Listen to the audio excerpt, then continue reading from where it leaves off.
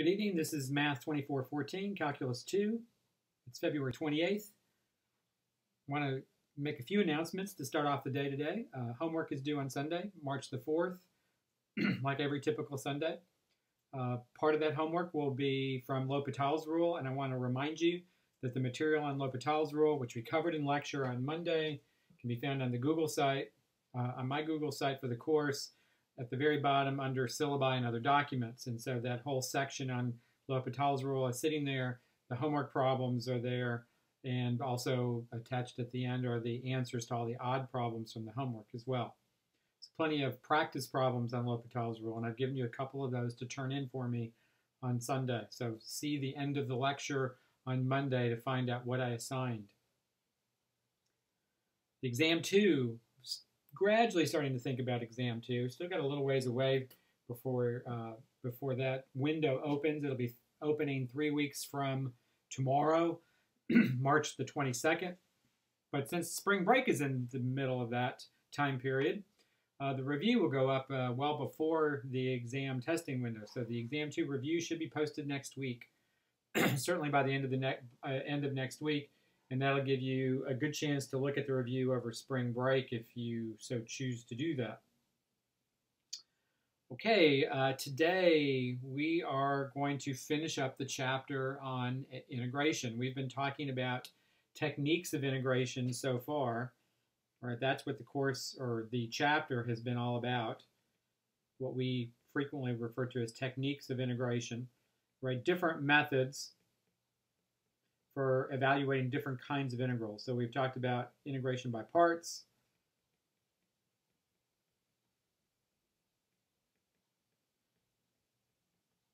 and then integrals involving the powers of sine and cosine.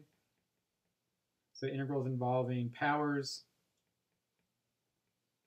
of sine x, cosine x, secant x, tangent x. We've talked about trig substitutions.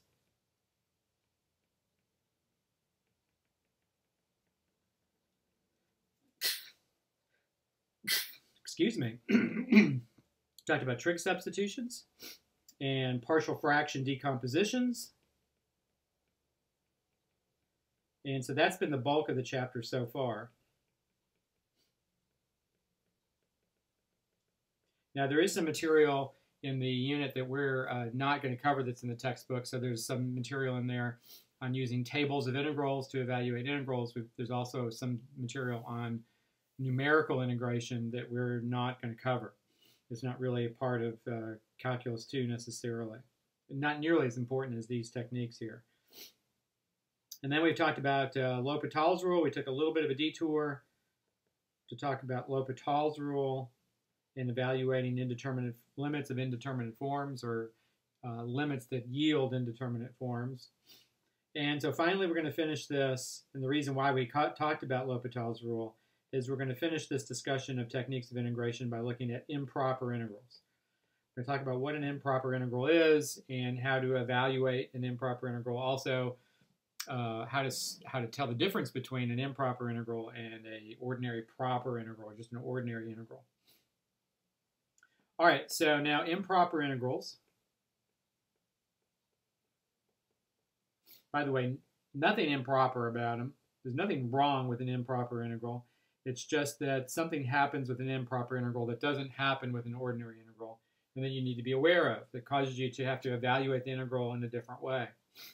So first of all, I divide improper integrals up into two types. I'd call them type 1 improper integrals and type 2 improper integrals. So first of all, we'll talk about type 1 improper integrals. And we start off kind of with a definition that if f is continuous, remember continuous just means no breaks or tears in the graph. So if f is continuous on the interval from a to infinity, then we say that the integral from a to infinity of f of x dx is improper. right? That's an example of an improper integral. Is an integral where, notice an infinity symbol is the upper limit of integration in this particular case. Now, if you think about this geometrically, I want you to definitely kind of consider what might have to be true in order for an integral like this to actually exist. So if we have this function f, let's say that this is a, and we know that this function is continuous on the interval from a to b.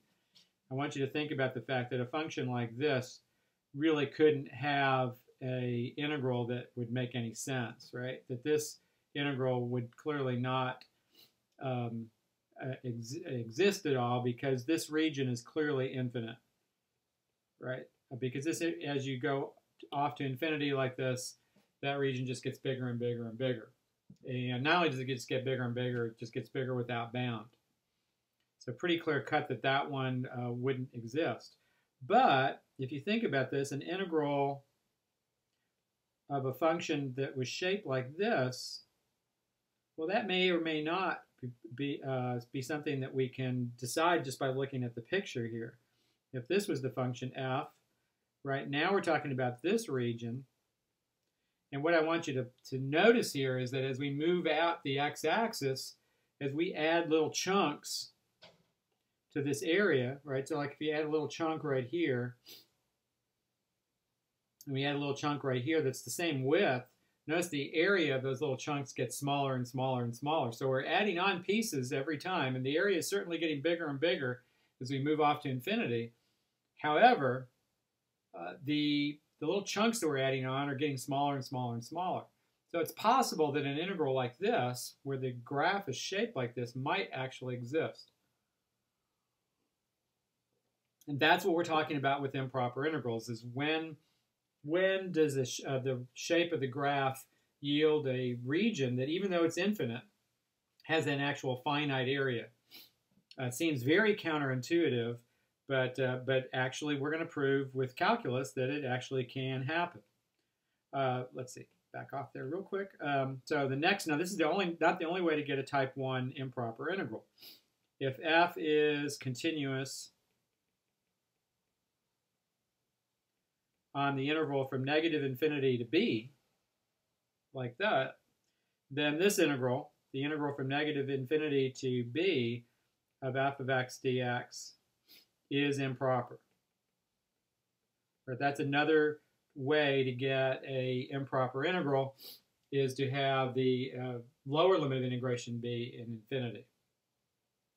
All right, and clearly in a case like this, how would the graph probably have to be shaped in order for this kind of integral to exist? Well, it would make sense that, again, you have an integral where the graph is getting closer and closer to the x-axis.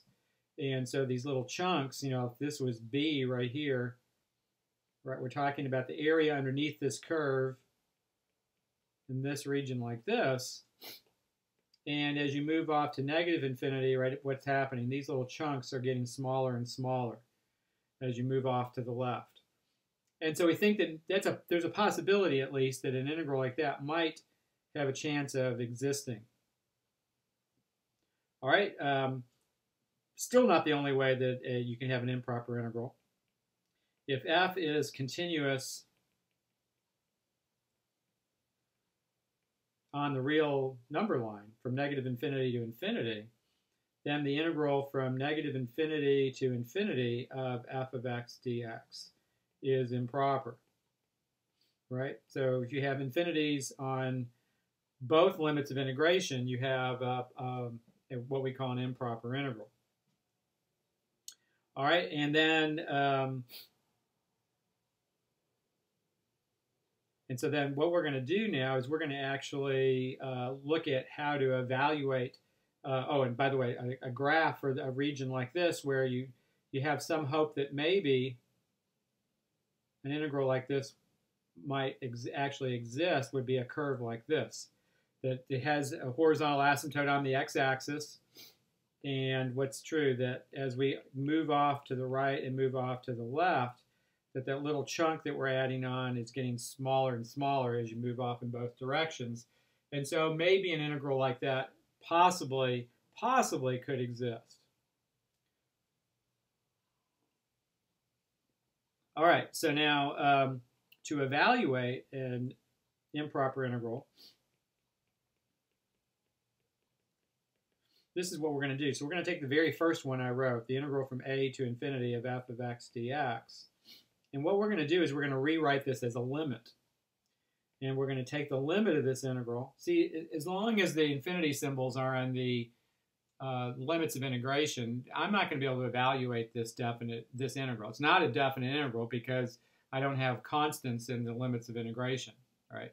These are definitely not definite integrals. Let me be really clear about this. These are a different beast altogether. These are called improper integrals. They're definitely not definite integrals in the sense that we've been talking about definite integrals. But the idea here is to take an improper integral, like this one from a to infinity, and rewrite it as a definite integral. And so we rewrite this as the integral from a to b. Instead of from a to infinity, we go from a to b.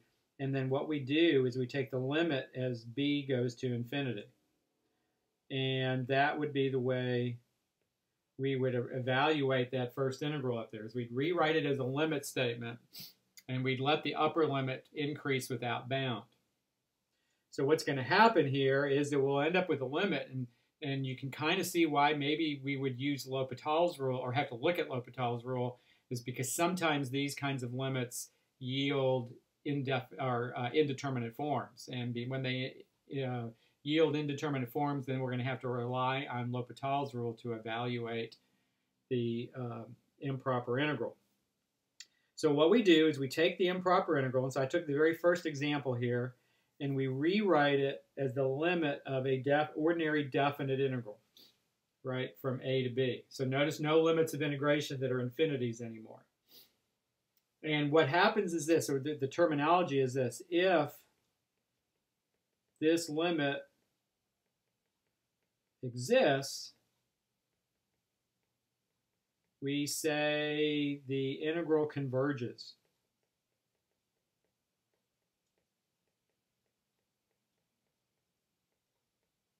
If this limit does not exist,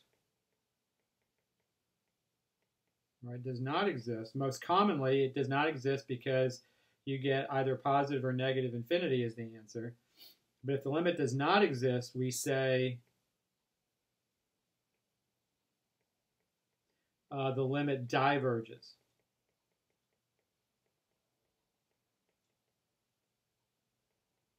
So we have two types of improper integrals. We have convergent improper integrals, and we have divergent improper integrals, right? Convergent ones are the ones that exist and where you're talking about a finite area on the graph. Divergent improper integrals, the area is an infinite area and not a finite area. All right, so now that was one way to rewrite an improper integral, right? It's the very first one, we've rewritten it. So let's go ahead and put a box around this, because that's important. That's telling us that if we have an improper integral, a type 1 improper integral, like this form right here in the box, then we would rewrite it as a limit statement. Now there's a couple of other forms that are type 1 improper integrals, so let's look at those. So if you have the integral from negative infinity to b, like so, of f of x, right, we've seen that this is also a type 1 improper integral. So we write this as a limit, and we replace the lower limit with a, whatever letter you want to use, doesn't really matter there. And what do we do here? We let a go to negative infinity.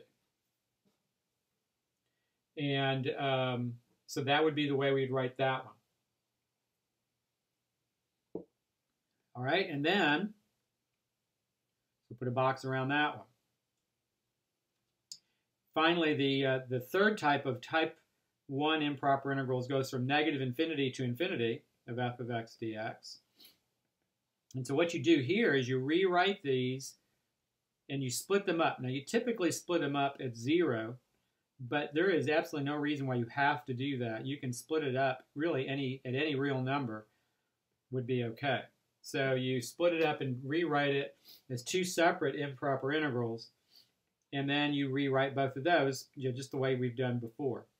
So this first one would be the limit as a goes to negative infinity of the integral from a to 0 of f of x dx, and then plus the limit as the integral would go from 0 to b of f of x dx, and what would be happening, the upper limit would be increasing without bound like that. Limit as b goes to infinity. The original integral converges if both of those two integrals converge. So the original integral converges if both of these converge. If only one of them converges, then the original integral diverges. All right, so this is kind of another way that we'll encounter for rewriting a type 1 improper integral like that. All right, now just a little bit of a kind of a geometric explanation of what's happening here. Let's look at that first example that we've talked about, the integral from a to infinity of f of x dx. This type 1 improper integral. So what we're really doing, we're rewriting this as a limit, right? The limit of the integral from a to b of f of x dx. And what are we doing? We're letting b go to infinity. So really kind of what we're doing here is we're looking at this sequence of integrals, or a sequence somewhat like this. We're going from a to 10 of f of x dx. And then we're looking at the integral from a to 100 of f of x dx. And then the integral from a to 1,000 of f of x dx, and so on, right? This is what we're doing when we take a limit like this, is we're looking at this little sequence of integrals where the upper limit, notice, is just getting bigger and bigger and bigger and bigger, right? Hence, the upper limit's going to infinity. And what do we want to do? You want to look at this little list of integrals here and see if they're actually getting closer and closer to some number. Geometrically, this is what we're talking about doing, is we've got this function right here, right? So we're integrating from a out to some number. And then what's happening is we take this limit, the lower limit's always a here, but what are we doing? We're letting this upper limit move or slide down the x-axis, and it's getting bigger and bigger and bigger, right? So there's b in the first one, there's b in the second one, right? It's the same graph throughout all these. It's supposed to be the same graph at least. And, so maybe b is way out here. And so you can see that what's happening, the b value is just sliding down the x-axis. And so we're looking at these regions and we're saying, hey, as we let that upper boundary slide off to the right, are the areas of those regions, now they're clearly getting bigger and bigger and bigger, but are they slowing down, essentially, is the way to look at this. Is the increase in that area slowing down such that there's some number that area never gets bigger than, so that it's a kind of a bounded area. And so some number that the area just gets closer and closer and closer to. It may very well be, in fact, be true, in fact, that does happen. So that's what we're talking about looking at here. All right. So let's now look at some examples of type 1 improper integrals. So examples of type 1 improper. And so the integral, this first example would be the integral from 1 to infinity of 1 over x squared dx. Okay, so clearly improper because the upper limit's infinity. These are easy to kind of pick out of a crowd. Most students don't overlook these as being improper. But I will be looking specifically at, did you rewrite this as a limit? And did you rewrite it as a limit correctly? In fact, if you do that, even if you miss the limit, you're going to get at least probably about half credit for this problem, just for rewriting the improper integral as a limit. Because for one thing, you're first of all telling me, yes, I can recognize that this is an improper integral and separate it out from ordinary integrals. And also, you're telling me, hey, I know how to evaluate this as a limit. So you're telling me a lot of things there that you know about the problem. So if you do this first part correctly, you're going to get some points for the problem. And then obviously the rest of the points would be to actually evaluate this limit correctly. So this is the limit as a goes to infinity, and really does not make any difference what letter you use here. And the integral, you just can't use x. And this integral would go from 1 to a of 1 over x squared dx, right? So you rewrite it as a ordinary integral here, and then you evaluate the limit at the end. So we've got this ordinary integral from 1 to a of 1 over x squared dx. All right, so then you just use the fundamental theorem to evaluate the integral. Please keep on writing this limit statement down over and over again. Don't let that limit statement disappear somewhere. You're going to forget it at the end of the problem. I'm going to be looking for that. All right, so this is the limit as a goes to infinity. And then this is an easy antiderivative, right? That's just the power rule. It's x to the -1 and then a -1 in front. So this is -1 over x, and we're evaluating from 1 to a. And so you end up with, don't worry about the fact that the upper limit is not a constant that you know. Just evaluate this like you would any antiderivative using the fundamental theorem. So at the upper limit, this is -1 over a, and then you're subtracting the lower limit, but that would be plus, and then this would just be plus 1. Right, so we've evaluated the integral, and so now the idea is, hey, just evaluate the limit. And what do you have here? That first term, the 1 over a, remember what we've talked about, that if you have a fraction where the numerator is a non-zero constant and the denominator is going to infinity, that kind of fraction always goes to 0. Right? If the numerator goes to a constant or is a constant and the denominator is getting large, whether it's positive or negative doesn't matter, then this is going to go to 0. So what happens in this first limit here? That term goes to 0 when we evaluate that limit. And notice what we are saying is that this limit's equal to 1. And so what do we have here? We have that the integral from 1 to infinity of 1 over x squared dx converges to 1.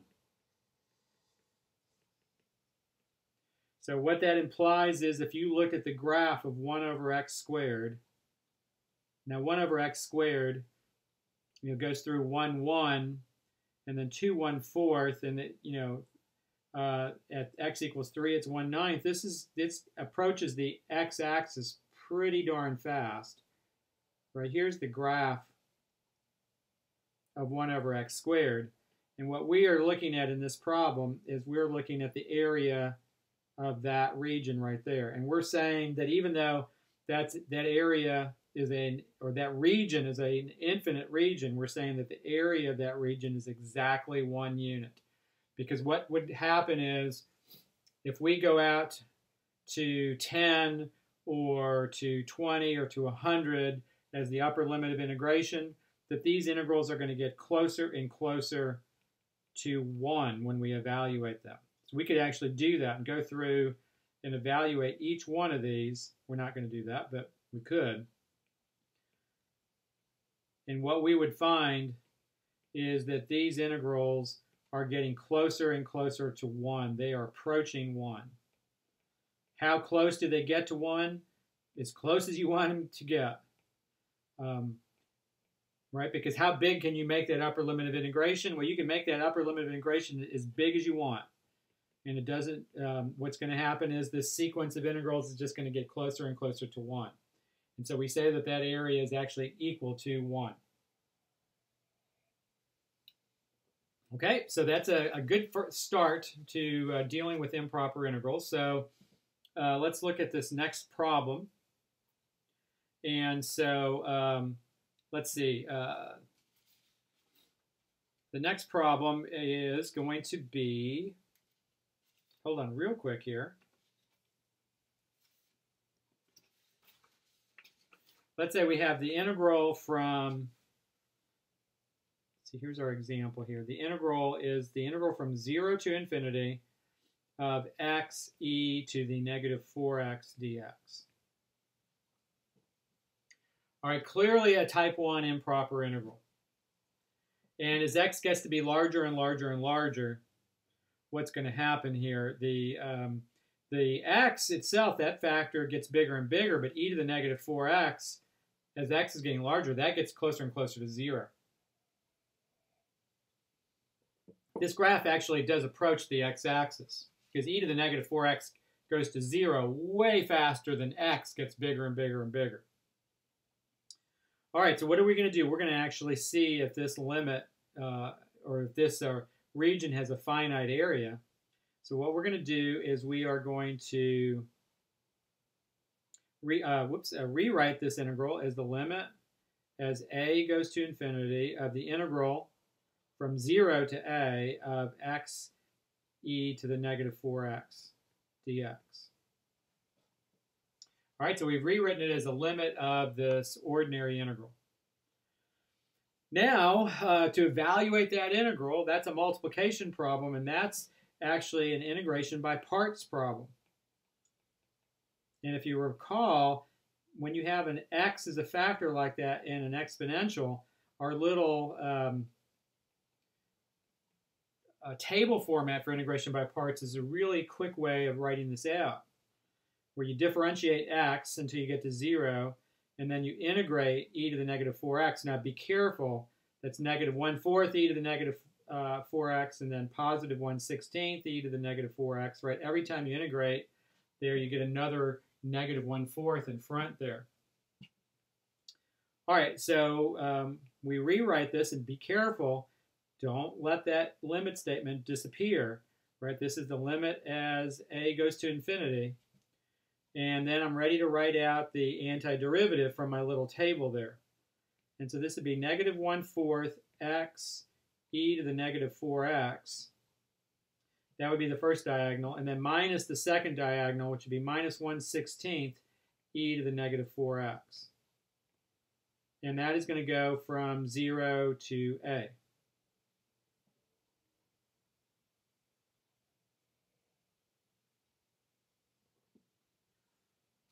All right, so now we're going to go ahead and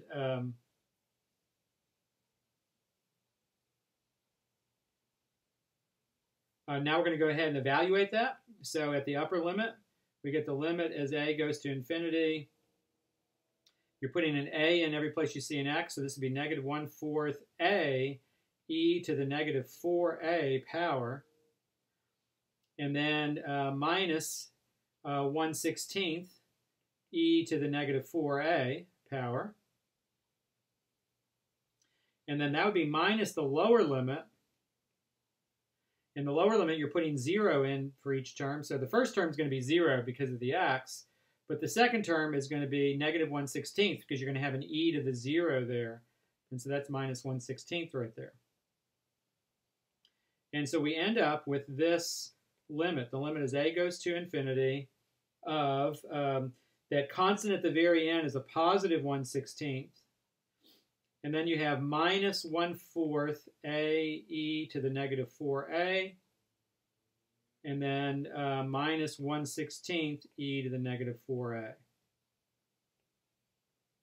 And so now that's the limit we're going to try to evaluate. Now if you want here, you could look at each of these terms separately. So let me go ahead and copy this last statement here. And we're going to look at each one of these limits separately. Let me copy that. And on this next page, I'm going to go ahead and paste that. All right, so there's the limit that we're evaluating here. So the first term, you have the limit as a goes to infinity of 1/16. Well, that's no big deal, right? The limit of a constant is always a constant. The limit of the second term, you have the limit as a goes to infinity of And we don't have, let's not worry about the negative there. Let's just worry about the fact that it's 1/4 a e to the negative 4a. We'll subtract if we have to in a minute. So this is a e to the negative 4a, like that. And like I said, we're not even going to worry about, oh, well, I tell you what, let's worry about the 1/4, though. I do want to put the 1/4 in there. Let me include that. So you have 1/4 a e to the negative 4a. Okay, so what do we get here? We get the limit as a goes to infinity. I'm going to rewrite this a little bit, and I'm going to put the e to the negative 4a in the denominator. Put the 4 in the denominator, and the a goes in the numerator. Now notice this is infinity over infinity. And so guess what? This is a L'Hopital's rule problem. And with L'Hopital's rule, you get that the derivative of the numerator with respect to a is the variable here, would be 1. And in the denominator, you're taking the derivative of that exponential, and you'd end up with 16 e to the 4a. And so now what does that expression go to? Well, that goes to 1 over infinity. And we've just talked about the idea that that kind of fraction always goes to 0. So that middle term is going to go to 0. All right, and so now finally the last term. This one won't be as bad. You have the limit as a goes to infinity of 1/16 e to the negative 4a. So that's the limit as a goes to infinity of 1 over 16 e to the 4a. And that's not L'Hopital's rule, right? That is just observing the fact that the numerator goes to 1 and the denominator goes to infinity, and so that term goes to 0 also. And so if you look at our original problem then, this limit at the top, you just get 1/16 right there, right? Because everything else is going to go ahead and go to 0 when you evaluate it. And we actually had to use L'Hopital's rule in the middle in there, right? Let me actually write that we used L'Hopital's rule right in here to get that value right there. All right, and so what have we got here? The conclusion then at the beginning, from the beginning, right? We had this integral, the integral from 0 to infinity of x e to the negative 4x dx.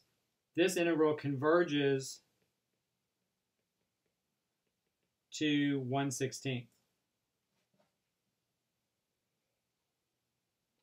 In other words, this limit existed. The area of the region, if we actually graph the function, we would find that the area of that region was equal to 1/16. For a pretty small region here, really. So, all right. So hopefully that's working out okay.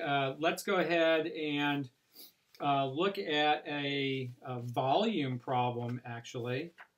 This is an example of an improper integral. So this is a volume problem. Let's take the function f of x equals 1 over x and bounded on the interval from 1 to infinity. And let's take that and rotate around the x-axis. Now, when we do that, right, we're talking about a region that looks like this. So let's make the scale slightly bigger. Right, so there's 1 and there's 1. And so this graph actually goes through 1, 1. And it also goes through 2, 1/2, and 3, 1/3, and so on. And so you're getting a graph that kind of looks like this. Right, has a horizontal asymptote on the x-axis. And what are we doing with that curve? We are rotating that around the x-axis. And so what we're actually doing is we're actually generating a solid that kind of looks like this. This would be the end of this solid, like this.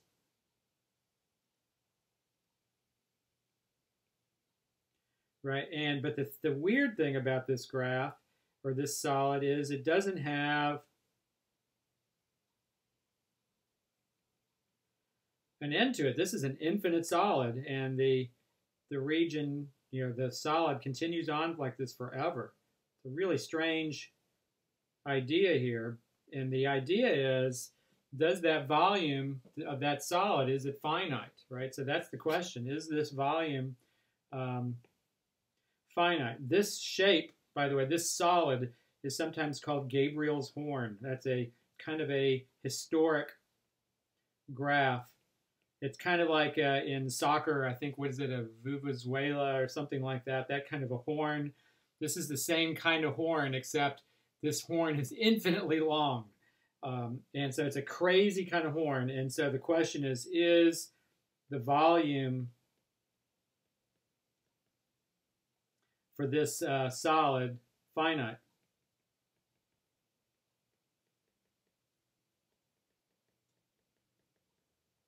Right, that's our question. And this is actually a problem that we can use the disk method to find this volume, right? We just rotate this rectangle around the x-axis.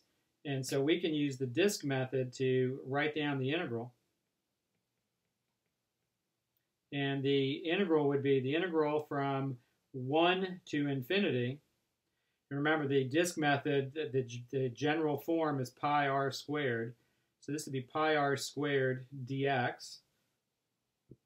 But the radius is 1 over x, because it's y, right? Remember, this is the radius right here, right? And so that would be y, which is 1 over x.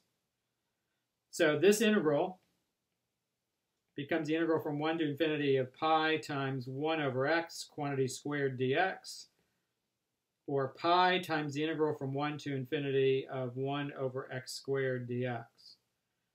Right? And sure enough, this is an improper integral, a type 1 improper integral. In fact, it's the type 1 improper integral that we evaluated at the very beginning of this lecture. If you go back just on the previous screen, there's the integral from 1 to infinity of 1 over x squared, right there at the top. So from the previous screen, I'm not going to go through and do the exact same problem again. So from the previous screen, this integral converges to 1. Let me erase something here real quick. This integral, there we go, that's better. This integral converges to 1. And so what do we have here? We have that this integral for the volume, that the volume is pi times the integral from 1 to infinity of 1 over x squared dx. But that integral converges to 1, so this is just pi times 1, or pi. Sure enough, is the volume for this solid finite? Yes, incredibly. And the volume is exactly pi cubic units. It's crazy. A solid that's shaped like that, it has an infinite surface area, but it has a finite volume. That's really nuts. All right, but we've proved it. The calculus leaves no question that this is right. All right, so now let's move on to type 2 improper integrals. Type 2 improper integrals are ones that students frequently overlook. In fact, I've actually written an exam before occasionally where I completely overlooked the fact that the integral I wrote down was actually a type 2 improper integral, and I didn't intend it to be like that. A good example of not paying attention to what I was doing. All right, so assume f has an infinite discontinuity.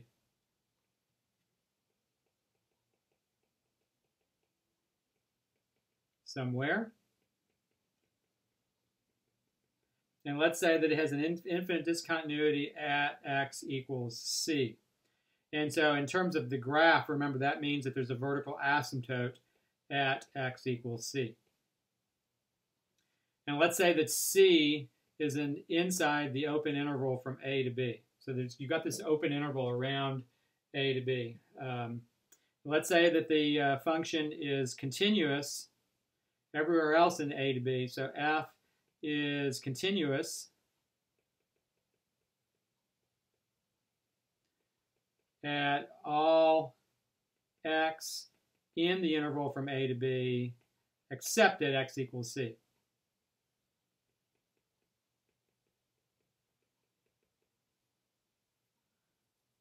All right, then all of these integrals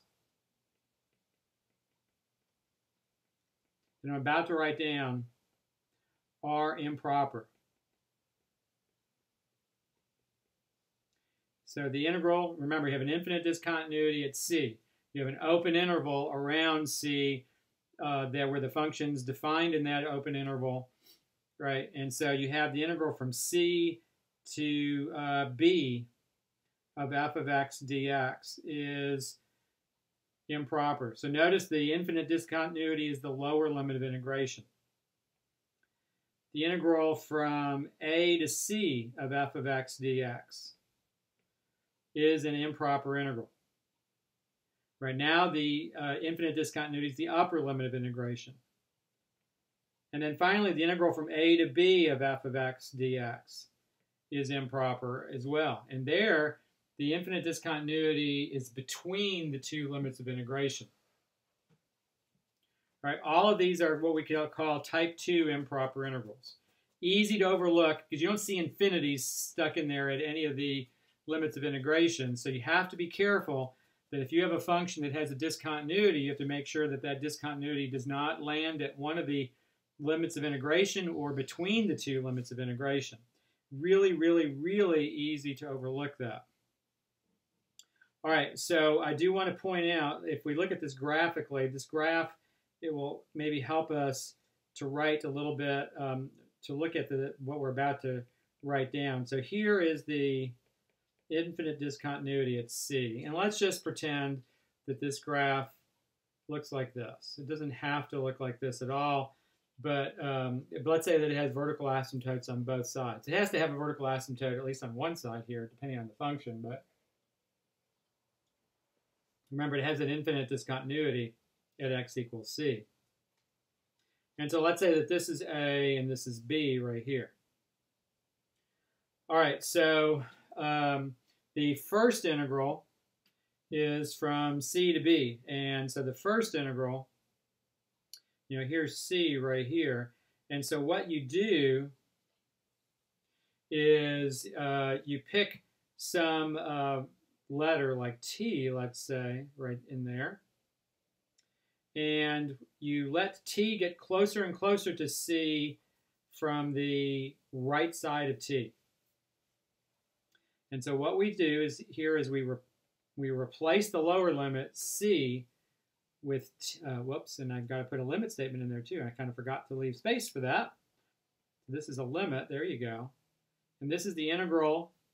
A lower limit gets replaced, the upper limit's still b. The lower limit gets replaced with t. And then what does t do? T approaches c, but it approaches c from the right side of c. T approaches c from the right. And then you have f of x dx. So notice what we're doing is we're eliminating where this integral is improper, just like we did with type 1 improper integrals. We just have to do it in a slightly different way. We identify where the infinite discontinuity is, and we replace that limit of integration with another letter, and we just let that letter get closer and closer to where the infinite discontinuity is. You just have to be careful about whether it's a right-hand or a left-hand limit. But notice down, if you look at the graph down here, the t is approaching c from the right side of c, right by that arrow that I've drawn down there. Now this next integral, all right, so now we're talking about the integral from a to c. And so now we pick a letter on the other side of c, like maybe r, and we let r get close to c, but from the left side of c. So this is the limit as r approaches c from the left, and this integral would be from a to r of f of x dx. what I generally do is at the very least write out the number line down below so that I can picture whether I have a right hand or a left hand limit. Finally, this last one, the infinite discontinuity is between the two limits of integration here. And so this integral, you'd first of all split at the infinite discontinuity. So this would be the integral from a to c of f of x plus the integral from c to b of f of x dx. And see, now those both look like the integrals that we wrote just above. And so now I would say now evaluate as we did above.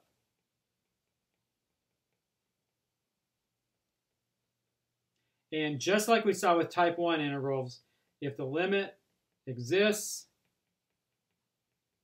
we say that the integral converges. Integral converges.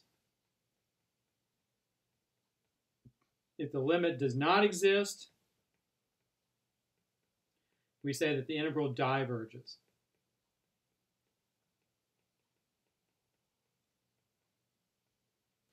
All right, and another way to look at this is that the type 2 improper integrals involve vertical asymptotes, right? These involve vertical asymptotes, but type 1 improper integrals involve horizontal asymptotes. Go all the way back here. These involve horizontal asymptotes. Right.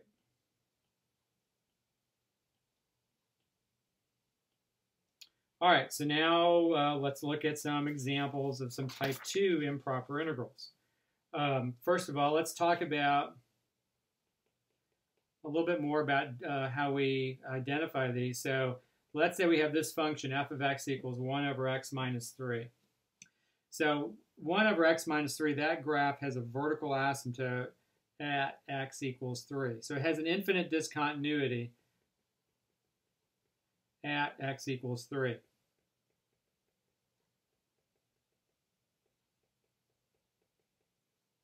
Right, so let's write down some integrals here. So this integral from 3 to 5 of 1 over x minus 3 dx, this is an improper integral, right? Because there's an infinite discontinuity at 3. 3 is the lower limit of integration.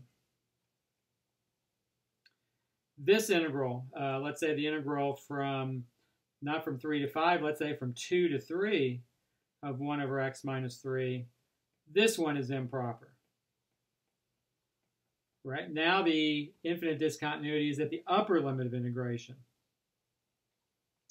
And then the integral from 2 to 5 of 1 over x minus 3 dx, this is in particular the hardest ones to see and the easiest ones to overlook, because where's the infinite discontinuity? Is at 3. 3 does not appear as the limit of integration, but notice it's between the two limits of integration. So this one's improper also. And then finally, let's write down like an integral, let's say, from 4 to 6. This is simply an ordinary integral, right? Because the infinite discontinuity is at x equals 3, but that is not at one of the limits of integration. It's not between the limits of integration. So that's just an ordinary integral, right? So I really want you to be thinking about how you pick out an improper integral from the crowd. All right, so let's look at one of these. Let's talk about the integral from 2 to 3. That's actually, we'll do the first two of these. So the integral from 2 to 3 of 1 over x minus 3 dx. Right, and here's our little number line right here. Here's 3. And we're integrating from 2 to 3, right? And remember, at 3 is where our infinite discontinuity is.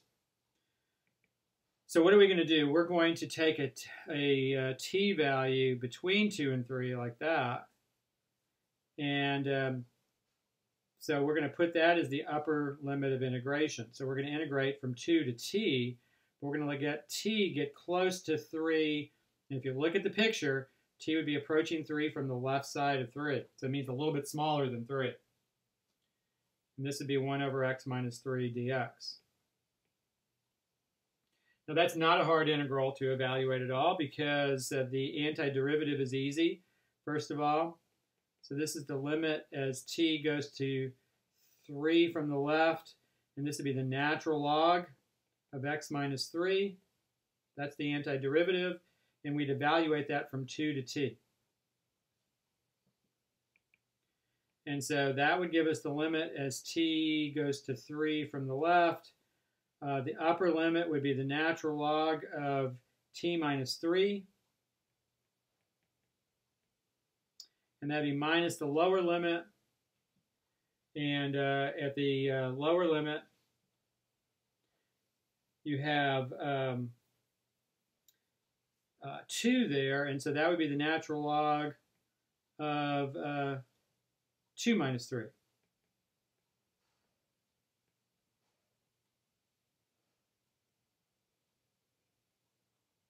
Now notice the natural log of 2 minus 3, that's the natural log of the absolute value of -1. That's the natural log of 1. That's going to just be 0. Right? This goes to 0 right here. Or not goes to 0, that's equal to 0.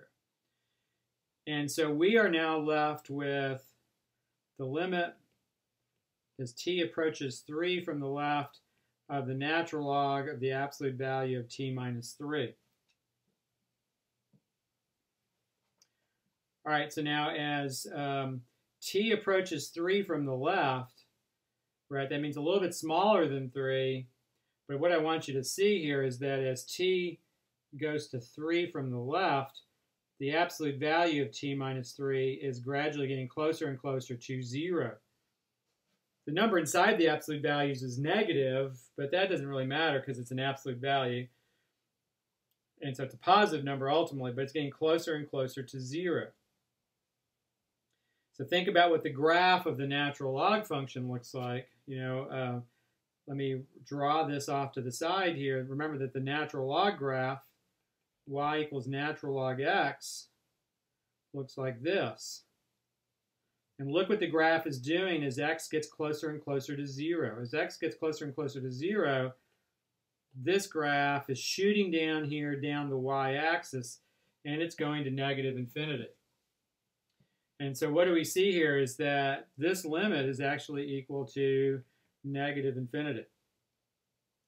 And so what do we have here? We have that this integral, the original integral, diverges because this limit doesn't exist. So the integral diverges.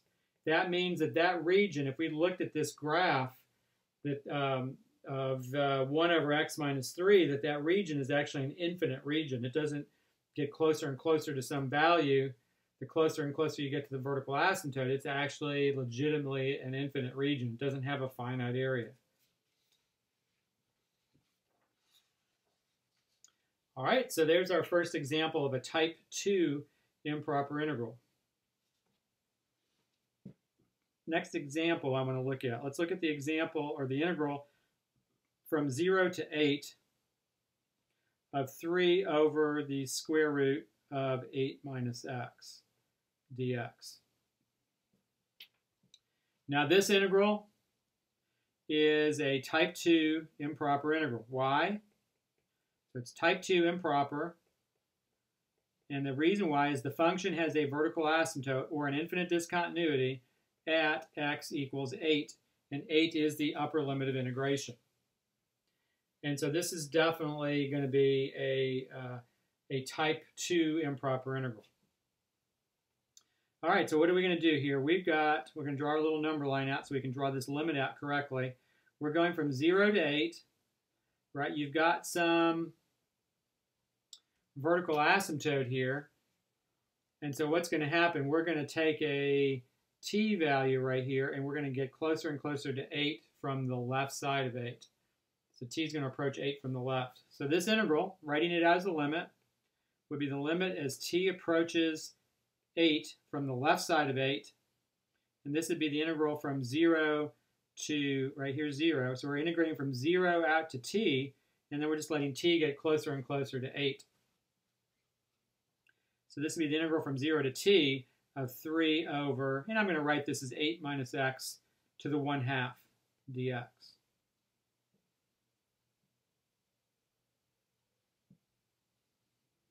Okay, so let's see what we can make of this integral. So you have the limit as t goes to negative, or to, I'm sorry, goes to 8 from the left. And I'm going to take the 3 maybe outside the integral and go from 0 to t. And this is 8 minus x to the negative 1/2 dx. And so this integral is almost in the form u to the negative 1/2 du. It's not exactly in the form u to the negative 1/2 du until I multiply by a negative 1, because the derivative of 8 minus x is negative 1. Right? And so, if you wanted to formally do the substitution, u would be 8 minus x, and du would be negative dx. So what does that do? That changes the sign of the antiderivative here. So you have 8 minus x to the positive 1/2. We would put a 2 in front. We already have the 3 that was coming down for the ride. And then this has to be negative like that because of the derivative of 8 minus x being negative 1 dx. And then we would evaluate this from 0 to t, like so. All right, so this is the limit. Let's see what happens here. As t goes to 8 from the left of negative 6 times, the upper limit would be 8 minus t to the 1/2. And then that would be minus the lower limit, but that would be subtracting a negative. So this is plus 6 times 8 to the 1/2, because it's 8 minus 0. All right. Now, don't forget, you're evaluating a limit here, so don't go crazy here. Don't forget that you've got substitution that you can use to evaluate most limits. And using substitution here, what happens? The first limit, the limit of that first term goes to 0. Right? That's just 0 by substitution. All you're doing is plugging in 8 for t there, right? And so that goes away. And then the second term is a constant. And so, in fact, that's the value of the limit. So you get 6 times the square root of 8, 8 to the 1/2 power. Or, square root of 8 is 2 times the square root of 2. So this ends up giving you 12 times the square root of 2. So our original integral, the integral from 0 to 8 of 3 over the square root of 8 minus x dx, this is a type 2 improper integral, and this converges to 12 times the square root of 2. So it means if we looked at the area bounded by that curve between 0 and 8, we would get that that area is actually a finite region, right? That it actually has a finite area. In fact, let's, why don't we look at the graph of that function real quick? We haven't actually done that specifically yet. So you have, let's see, so get rid of that function right there. Let me clear that out. And our function was 3 divided by the square root of 8 minus x. So 3 divided by the square root of 8 minus x. Close the parentheses right there. And we are integrating from 0, let's see if I can get 8 in there. There you go. To 8. So this is the region we're talking about. That's a really good picture right there. So let's go ahead and take a picture of that. And then I'm going to go back to my graph here, go to the next page, and I'm going to go ahead and paste that picture in.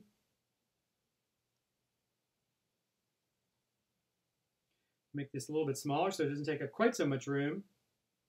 And so what do we have here? We have that we are looking at, remember we're looking at the integral from 0 to 8. So we are actually looking at, here's 0 here, and here's 8, but 8 is a vertical asymptote for this graph. Right, and so what are we doing? We are looking at the area of this region, and this is clearly an infinite region, right, because of this vertical asymptote here. Up here like this graph just gets closer and closer to the vertical line x equals 8. Never actually gets to it, though, does it? Because it's a vertical asymptote. But what have we just discovered is that this area of this region is actually finite. Let me fill this in real quick.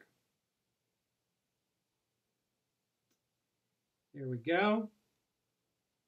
That the area of this region is actually equal to 12 times the square root of 2. Isn't that what we got here?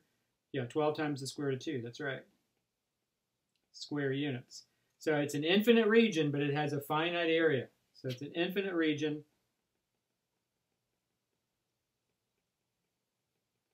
But a finite area. And what do we see? That this upper limit of integration, we're integrating from 0 to t. So like that's t1 right there. But so we looked at that area. And as we evaluated this limit, we're simply taking t and we're letting it move closer and closer to the upper limit of integration. How long can we do that? Well, we can do that forever. But as we get closer and closer to 8, we're just adding on thinner and thinner pieces here. And so the pieces that we're adding onto this total area have less and less of an effect on the total area, to be honest. And so that's why it's actually approaching an actual constant value here. So it's that's a good picture to look at to understand geometrically what we're doing. All right, so just a couple of things to discuss here to finish this up. Let's see. Let's look at this problem next. This is the integral from negative infinity to infinity of 4 over 16 plus x squared dx. Okay, so this is a type 1 improper integral, and it's actually got two infinities. And so we actually break this up at 0. And we go from negative infinity to 0 of 4 over 16 plus x squared dx plus the integral from 0 to infinity of 4 over 16 plus x squared dx. All right, and then what you have to do, you have to rewrite these both as limits. So you have the limit as a goes to negative infinity of the integral from a to 0 of 4 over 16 plus x squared dx, plus the integral, or the limit rather, as b goes to positive infinity of the integral from 0 to b of 4 over 16 plus x squared dx. So you have to write both of those things out like that, both of those limit statements out. Now, I do want you to think about the fact, though, that this graph has symmetry with respect to the y-axis because of the way the function's written. It's 4 over 16 plus x squared. And so really, these two integrals should both diverge or they should both converge. And if they both converge, they should converge to the same number because you have symmetry around the y-axis. So let's just do one of these. So if we do the second one, so this is the limit as b goes to infinity of the 4 just comes along for the ride, and this is an arctangent form. It's 1/4 arctan of x over 4, and that would be from 0 to b, like that. And that's where the 4 in the numerator comes from the fact that we wanted to make the arithmetic turn out nice here. So the 4's cancel. And so you're just left with the limit as b goes to infinity of arctan of b over 4 minus arctan of 0, actually, because the lower limit's going to be 0. And as b goes to infinity, now be careful, this is the arctangent function, and you really need to think about the graph of the arctangent function. And so I'm going to put a really rough sketch of the arctangent function up here. See, the arctangent function has horizontal asymptotes at pi over 2 and negative pi over 2, and kind of looks like this. You have this asymptote here, and same down here also. And this graph actually kind of goes like that. And so notice as b gets large, b over 4 gets large, and what happens to the arctangent of something that's getting bigger and bigger? Well, it actually approaches pi over 2. And so this limit actually exists, and it's equal to pi over 2. Surprisingly, the arctangent of 0 is just 0. And so you get pi over 2 for the first integral. You will also get pi over 2 for this one as well. And so this integral, believe it or not, is, even though this is an infinite region, this integral is actually equal to pi. So the integral actually converges to pi.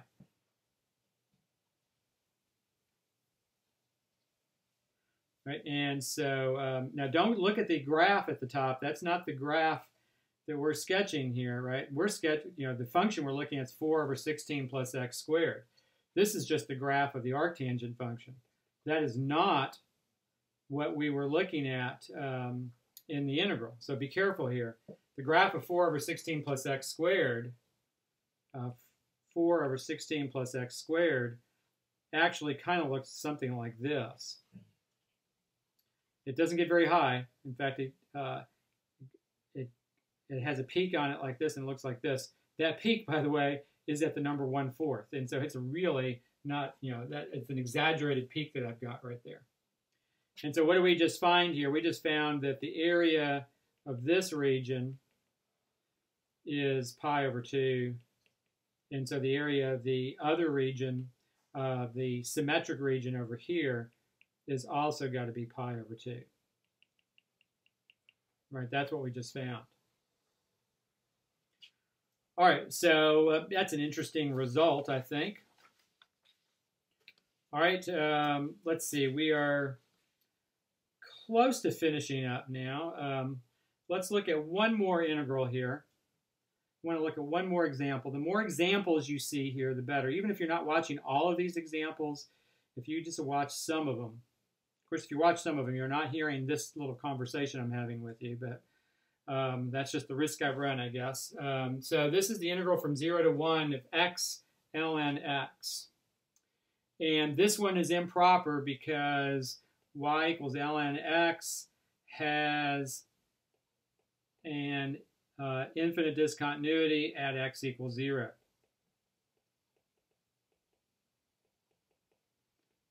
At x equals 0. And so 0 is actually the infinite discontinuity. This is a type 2 improper integral.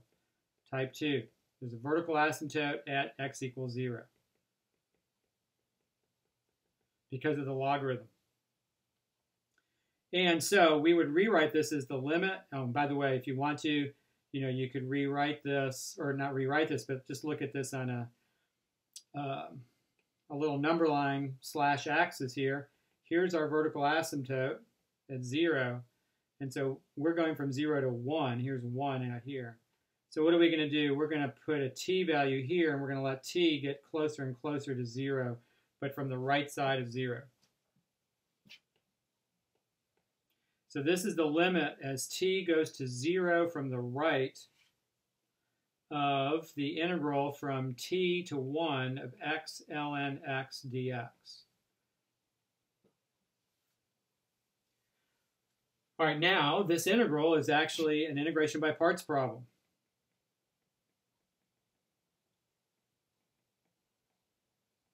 And not really a table format because of the natural log of x. In fact, what we want to do here is if you let u be equal to ln x, it actually works out better that way, then du would be 1 over x dx, and dv would be equal to x, and so v is equal to 1/2 x squared. And by the way, dv is equal to x dx. I should have put the dx in there also. And so if you're using parts here, the limit statement just comes down for the ride.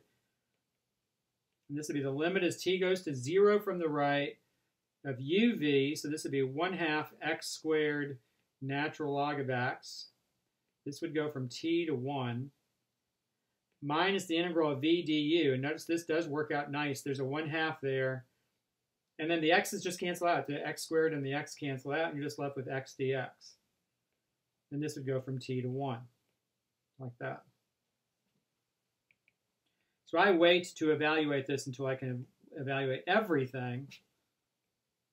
So you have 1/2 x squared natural log x minus 1/4 x squared. Right, just taking the antiderivative of x there. And this goes from t to 1.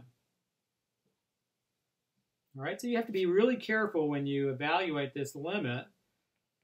Be really careful how you write this out. So this is the limit as t goes to 0 from the right of, at the upper limit you have 1/2 times 1 squared times the natural log of 1, which is 0, so that's good, minus 1/4. There's my upper limit, minus the lower limit, which would be 1/2 t squared natural log of t, minus 1/4 t squared, like so. Right, so now let's see, this term goes to 0 because of the natural log of 1, so that's good. And then remember, you're letting t go to 0 here, right? And so so this term is going to go to 0 also as you evaluate the limit. And so let's see where we are now. Let's write down what we've got left. So this would be the limit as t goes to 0 from the right, and you'd have negative 1/4, that negative 1/4 sitting there, and then minus, and the only other term that's left here is the minus 1/2 t squared natural log of t.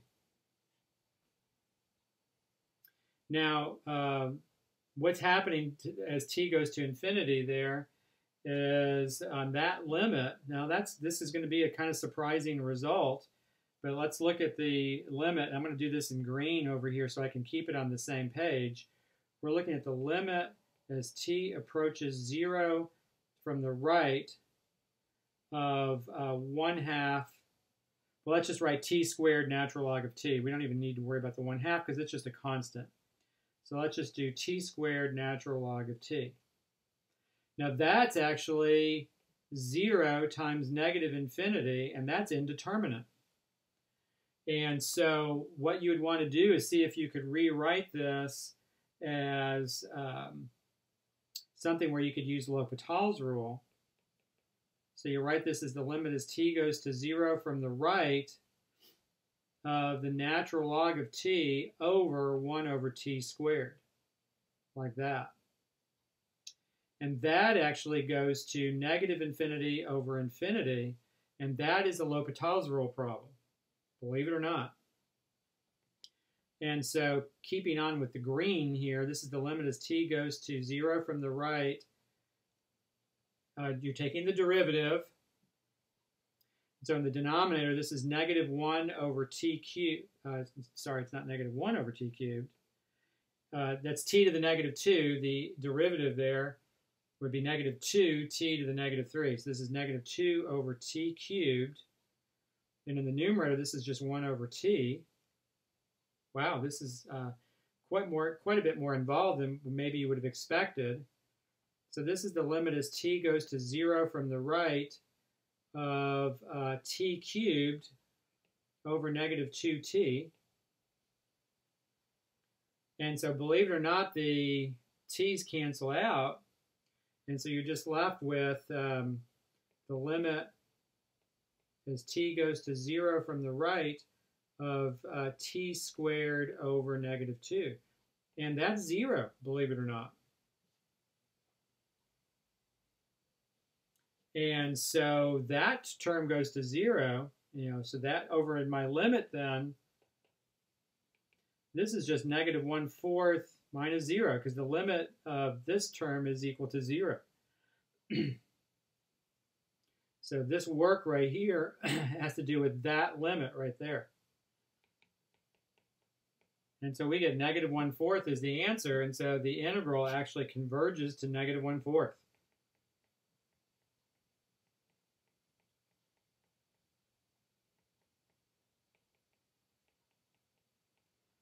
Integral converges to negative 1/4. Now, if you're worried about the fact that the integral is negative, you could always just look at the integral of x natural log x from 0 to 1.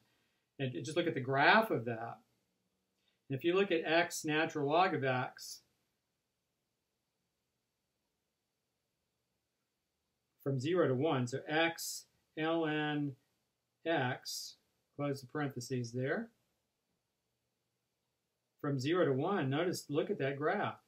Sure enough, that graph is below the x-axis, right? And so, and now be careful, that's misleading the way the graph looks. There's actually a discontinuity there when x is equal to 0. So we're talking about the area of that region there being, or not really the area, but the value of the integral being negative 1/4 makes sense because this curve is actually below the x-axis between 0 and 1. So that actually makes sense that we would have gotten a negative 1/4 as the answer here. All right. And then finally, the last thing I want to mention here, I just want to mention some comparison theorems and how these make sense. So let's say that, so these are called comparison theorems. Let's say that f of x is less than or equal to g of x for all x greater than or equal to a, whatever a happens to be.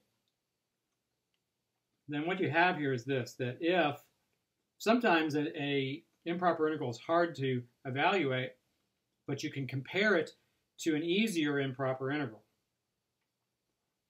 If the integral from a to infinity of g of x dx converges,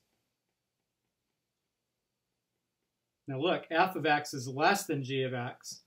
So the deal is if the integral from a to infinity of g converges and f is less than that, then it has to be true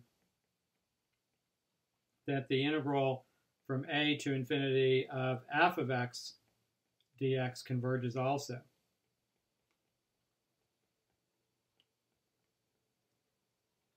So graphically, you're just saying this, that let's say that that's a right there, and you're going out from a to infinity, right? And what do you know? You know that here's g, and you know that f is underneath g, right? Because, so that's f right there, that's g right there, right? That's the assumption at the beginning of the problem. And think about this for a second. What you're saying here is that if you know that g converges, then that means you know that that area in red is finite. So then you're saying that it follows then that the integral or the area in blue would have to be finite also, because it's smaller than the one under g. So that kind of makes sense. And another way to state that same theorem goes like this, that if the integral from a to infinity of f of x diverges, in other words, f of x dx diverges, and look at my picture again. So if you're saying that the integral from a to infinity of f diverges, that means the blue region is infinite, infinitely large. The red region's got to be bigger than it, so then that means that the integral from a to infinity of g of x dx diverges also.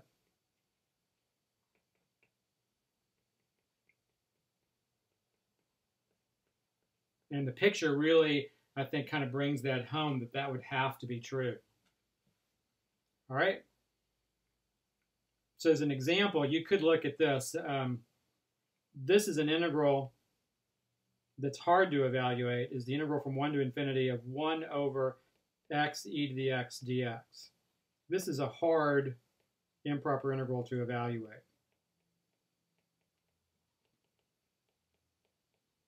But if you could compare it to an easier improper integral, you could figure out whether the first one converges or diverges.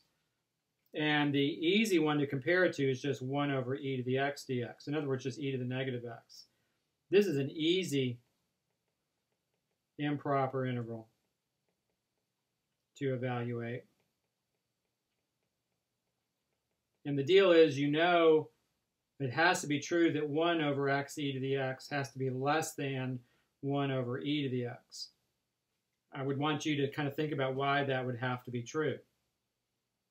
And so that would allow you to figure out and use the idea that since 1 over e to the x converges, that the original integral has to converge also. That's work that I want you to actually look at and see if you can figure that out. So this one converges. So this one converges also by the comparison theorem. Right. Right, and so you're really using that version of the comparison theorem there. All right, so that does it. That is our work for improper integrals. So your homework on improper integrals that I want you to turn in. This is section 3.7 in your book. This is problems number 366 and problem 370 on section 3.7. And you also have 3 problems